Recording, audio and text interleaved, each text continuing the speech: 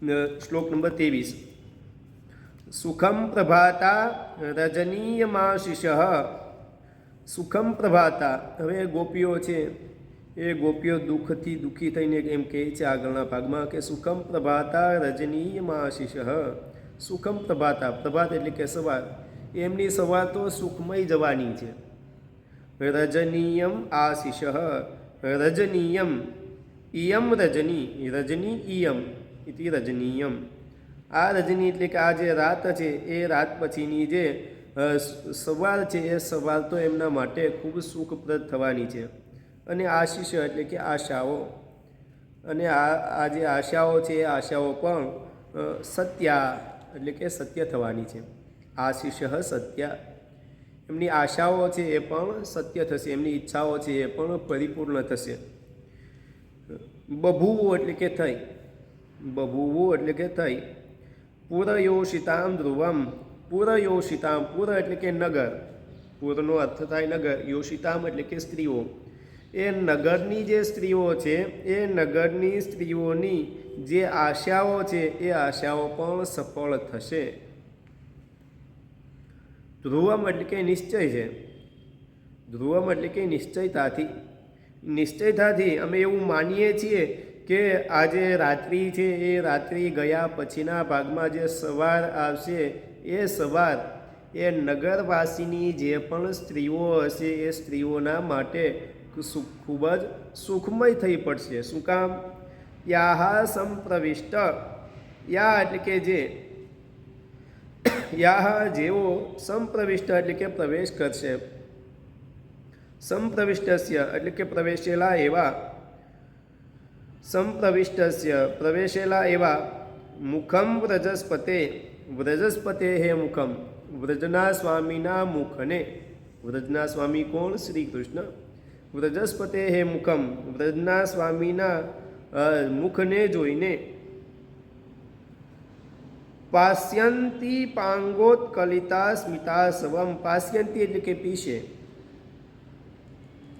મૂળ ક્રિયાપદ પા છે એને સ્યંતી પ્રત્યે લાગે, પીશે એમ. પાસ્યંતી એટલે કે પીશે ભવિષ્યમાં. પાસ્યંતી અપાંગ. અપાંગ એટલે કે નેત્રના ખૂણા સુધી. અપાંગ નેત્રની અણી સુધી, એટલે કે પૂરેપૂરી એમ, ખાલી અંદરના ભાગમાં નહીં. જાણે કે નેત્ર આંસુ, આંખમાંથી આંસુ બહાર નીકળી જશે ત્યાં સુધી એ પીશે. કલિત સ્મિતા સવમ. પાંગોત્કલિત એટલે કે ઉત્કલિત એટલે કે વિસ્તરેલ, અને સ્મિત અસવમ. સ્મિત એટલે કે હાસ્ય, અને આસવમ એટલે અમૃત. સ્મિતા સવમ, સ્મિત આસવમ ઇતિ સ્મિતા સવમ. સ્મિત એટલે કે હાસ્ય અને આસવમ એટલે કે અમૃત. એ સ્મિત રૂપી અમૃત છે એ અમૃતને પીશે, અને એટલી બધી પીશે કે એમના આંખમાંથી આંસુઓ, ભગવાનના દર્શન કરી કરીને એમનાથી, એમની આંખમાંથી આંસુ નીકળી જશે.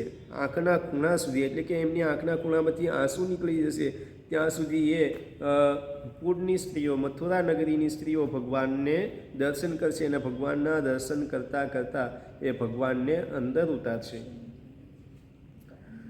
ફરીથી શ્લોકનો અર્થ જોઈએ કે આ જે ગોપીઓ છે એ ગોપીઓ ખૂબ દુઃખી થઈને એ અંદર અંદર વાતચીત કરવા માંડી કે સુખમ પ્રભાતા રજનીયમ આશિષમ.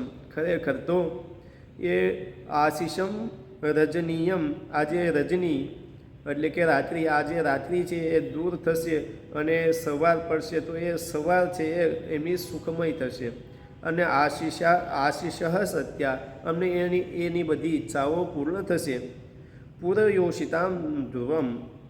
અને વ્રજની જે સ્ત્રીઓ છે એટલે કે પુરયોષિતામ કીધું તો અહીંયા નગરની જે સ્ત્રીઓ છે, મથુરા નગરની સ્ત્રીઓ છે, એમની બધી ઈચ્છાઓ છે સફળ થશે, અને એમની ઈચ્છાઓ ખરેખર, ધ્રુવમ એટલે ખરેખર બધી ઈચ્છાઓ એમની પૂર્ણ થશે. યા સંપ્રવિષ્ટ કે જે સંપ્રવિષ્ટ એટલે કે પ્રવેશ કરશે. સ્વમુખમ રજસ્પતે. વ્રજના સ્વામી એવા શ્રી કૃષ્ણ જ્યારે એ મથુરા નગરીમાં પ્રવેશ કરશે ત્યારે એમનું એ જે મુખ છે એ મુખ જોઈને એ બધાની ઈચ્છાઓ છે એ બધી પૂર્ણ થશે. કેમ કે એ બધાએ ભગવાનના ગુણોને સાંભળ્યા છે. મથુરા નગરીમાં રહેતી એવી એ જે વનિતાઓ છે, નગરની જે સ્ત્રીઓ છે, એ સ્ત્રીઓએ ભગવાનના ગુણોને એમણે સાંભળ્યા છે, ભગવાનને જોયા છે નહીં. તો એ પણ ઘણી બધી ઈચ્છાઓ કરે છે કે જેવી રીતે એ જે વ્રજની સ્ત્રીઓ છે, વ્રજની ગોપીઓ છે, એ વ્રજની ગોપીઓને ભગવાનના દર્શન થાય છે, તો એવા દર્શન અમને ક્યારે થશે? તો એ માટે અહીંયા ગોપીઓ એમ કહે છે કે જ્યારે વ્રજના સ્વામી જ્યારે નગરમાં જશે તો નગરમાં જઈને એને જ્યારે એના દર્શન થશે તો એની પણ બધી ઈચ્છાઓ છે એ પૂર્ણ થશે. અને પાસ્યંતી અપાંગ ઉત્કલિત સ્મિત આસવમ.